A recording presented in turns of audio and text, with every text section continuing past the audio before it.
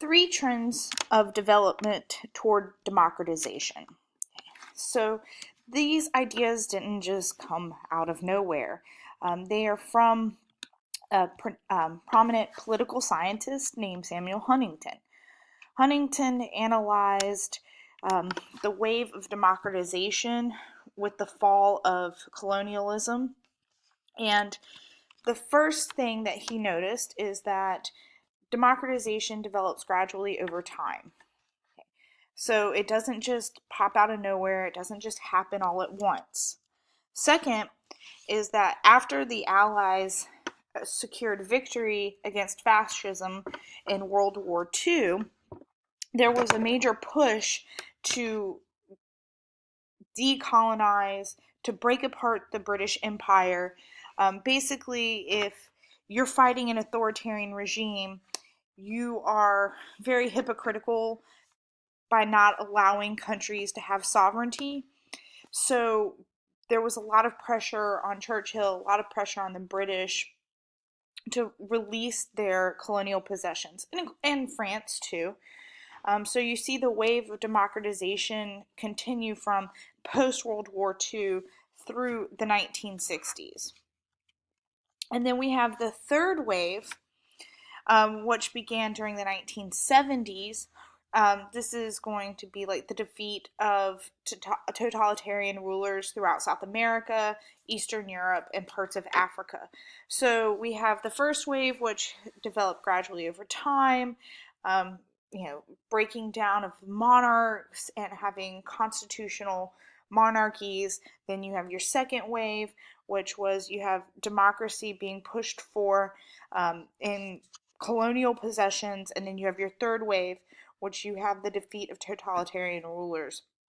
And if you look here, you see, this is, it keeps on popping up, but the blue is Argentina, you have Bolivia, Brazil, Chile, oh my gosh, I can't see that, Colombia, sorry, Ecuador, Paraguay, Peru, Uruguay, and Venezuela, and you can kind of see when they have fought to become democratized. So let's talk about the first trend that Samuel Huntington speaks of in his work. Okay, reasons for democratization is that a lot of times there's just a loss of legitimacy by authoritarian regimes. So people aren't buying into the system anymore. People do not feel like the authoritarian has the power to rule over them. Whenever you have a growing middle class, especially in developing countries, countries that are starting to become, their economies are becoming more stable, there's going to be a push by those people who are starting to acquire wealth and acquire money to have more say over how they can protect their property. So if you think about John Locke saying, you have protection of your natural rights of life, liberty, and property. When you acquire property, then you're going to start to question a regime that is not allowing you to make decisions over how you're going to protect your well-being. There's a new emphasis on human rights. Human rights were addressed post-World War II with the atrocities of the Holocaust and genocide. There was focus in the Geneva Convention to talk about what are the basic human rights that people have, and how can authoritarian leaders take those basic human rights away from people. And then it's a snowball effect. When one country in a region becomes democratic, then other people around that region are going to see, wow, this is what it looks like. Look at my neighbors. My neighbors have democracy. They have a say. Maybe we should push for that too. Also, starts with political liberalization. Eventually, other states are going to recognize it as a liberal democracy. And Huntington does point to the fact that in order for a country to really be considered democratic, there needs to be at least two successful, peaceful turnovers of power. So if you look at the U.S. could be considered democratic after the election of Jefferson. So you had the peaceful turnover of power from Washington to Adams, but that really wasn't a big deal because they were of the same political party.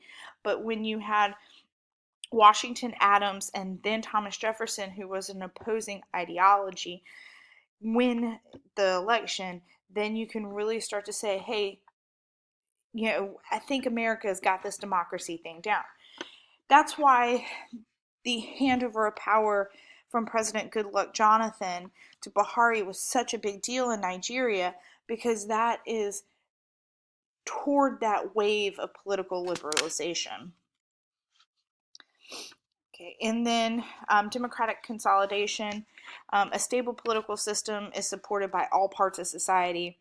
An authoritarian regime may transition to a democracy as a result of like a trigger event, such as an economic crisis or a military defeat. Political discontent is generally fueled if the crisis is preceded by a period of relative improvement in standard of living. So again, if you have a middle class, there's going to be a revolution of rising expectations that the government is going to allow these people to have a say. Okay. The second trend is economic liberalization and market economies. So again, let's just emphasize that this liberalization is not the same liberalization as the Democratic Party in the United States. The idea of liberalism is from the 19th century. Okay. You have two groups of people.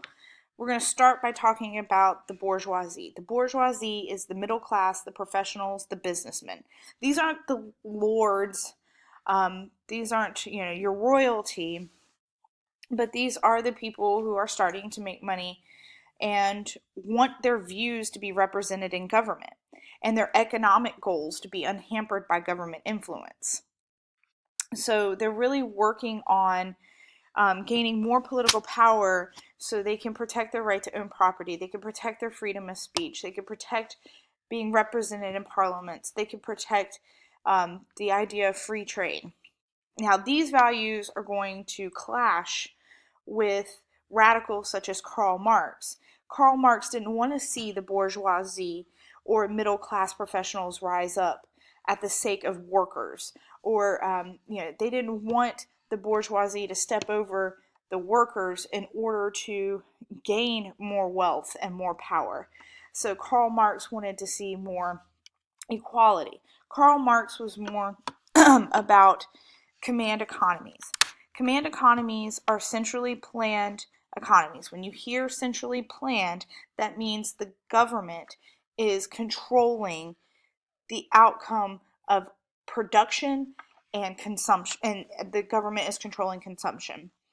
So Karl Marx said the only way that you really could have equality is if you had command economies, because then the government could own all of the factors of production and it can control the output, and the government can make sure that everybody has equal access to all of the same things. And you're going to see that that's really common in 5-year plans.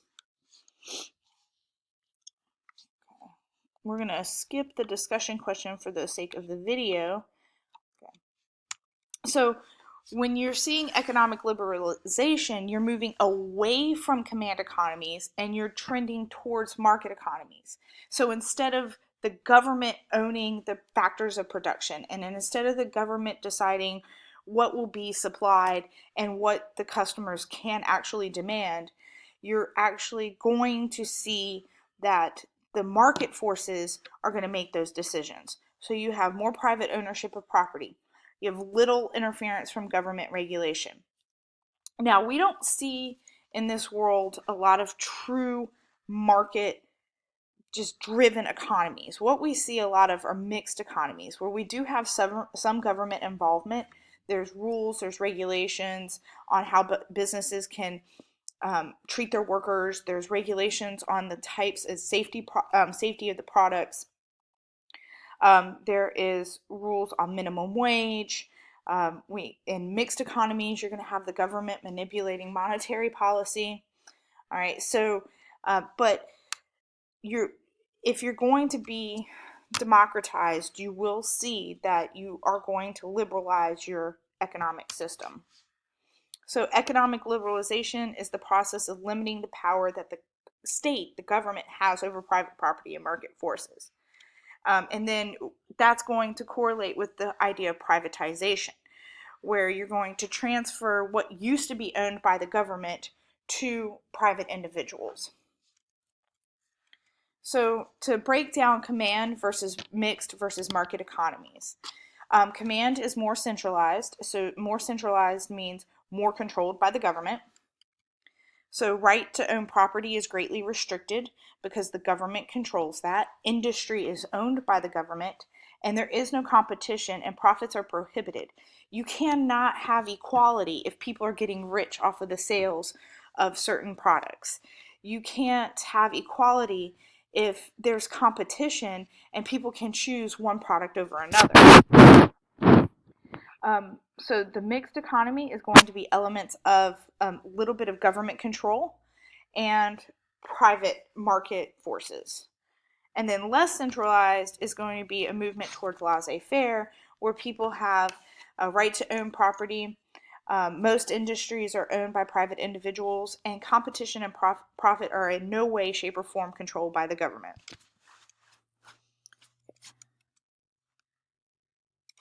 I think this is just going to be a recap of that. All right, so 3 trends of development. The third trend is revival of ethnic or cultural politics. This was that idea that there was going to be fragmentation. So you definitely, out of the countries that we study, Nigeria is the perfect example of fragmentation. There is division in that country based on ethnic or cultural identity. Now that's going to butt heads with this idea of nationalism, where your identity is based on nationhood. Um, Nationhood is starting to decline, or had declined. You see a little revival of nationalism. You can see that with Trump's administration. You can see it with some of the elections in Western Europe, where they don't want people of a different identity coming into their country. Rather, they want to preserve their country for Britons, or they want to conserve their country for the French. They want, we want to conserve our country for a typical classic American. Politicalization of religion is also a part of this. You see a lot of this in the 21st century. And Samuel Huntington argued that our most important and dangerous future conflicts will be based on the class of civilizations. This is something that I spent a lot of time studying in college for international relations, because instead of it being a clash between the East and the West, or the United States and the Soviet Union, when the Soviet Union collapsed, we had to look at what was going to be the next conflict, what was going to be the next problem. And the next problem is going to be the East, the Muslim countries in the Middle East versus the Western ideas. With this, you do have an emphasis of differences amongst nations, the us versus them ideology. Just double checking to make sure everything is covered. All right, yep. And that is it for political and economic change.